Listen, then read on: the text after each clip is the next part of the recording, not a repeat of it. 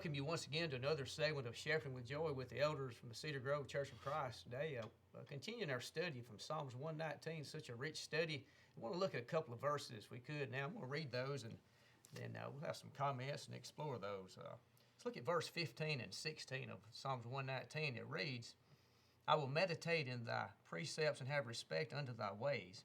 I will delight myself in thy statutes. I will not forget thy word. And what I notice here from this reading is how that the psalmist here, the promises that he is making, he is choosing to tune in to God's word, not to opt out, if you will, here in these verses. And you see he talks about meditating and joy that comes with holding on to God's word in his heart. And you think how that the world, they see joy in such a different way. The pleasures of sin for a season, it's true, they're real. The Bible talks about the tug of the world and all that, but true joy is living the Christian life and filling our heart up with God's word, what I get from these scriptures, and with spiritual things that Galatians 5 talks about, not with fleshly things. We know that we're supposed to know and understand what God's precepts are, what his commandments are. Paul, whenever he was writing to the young man Timothy, he said, study to show thyself approved unto God, a workman that needeth not to be ashamed.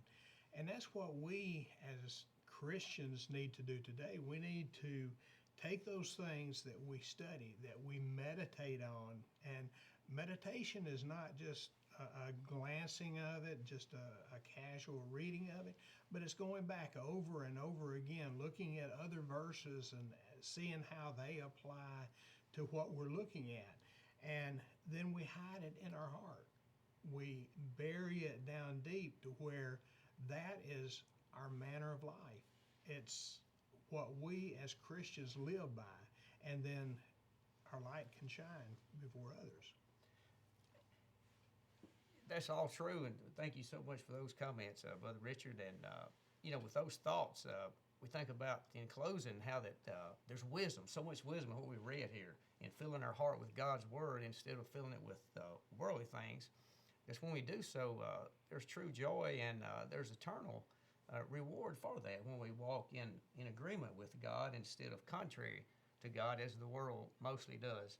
So in closing today, we would hope you would consider these matters and be wise, even as the psalmist was, and tune in to God's word, his precepts, and his statutes. Rise up, O